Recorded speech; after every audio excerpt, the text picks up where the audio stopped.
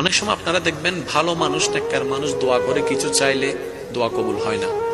আবার অনেক সময় দেখা যায় কোনো খারাপ মানুষ, পাপী মানুষ দোয়া করলে কবুল হয়ে যায়, চাইলেই পাওয়া যায়। তা আপনাদের আমাদের একটা মনে প্রশ্ন থাকে, কি রে সে নামাজ পড়ে না, সুদ খায়, এমন করে তার জীবনে এত স্ট্যান্ডার্ড কেন? আর একজন নামাজ পড়ে তার জোতাটা চলে গেছে। আছে না এরকম? মনে রাখবেন, যাদের ডাক আল্লাহর কাছে পছন্দ নয়, তারা কিছু চাইলে আল্লাহর সাথে সাথে তার আওয়াজ আমার শুনতে ইচ্ছে করতেছে না, দিয়ে মুখটা বন্ধ কর। যার ডাকাটা রবের কাছে ভালো লেগে যায়, যার ফরিয়াদ ভিক্ষা করাটা রবের কাছে পছন্দ হয়ে যায়, যার হাত পাতাটা রবের কাছে পছন্দ হয়ে যায়, যার সিজদায় ঝুঁকে যাওয়াটা রবের কাছে ভালো লেগে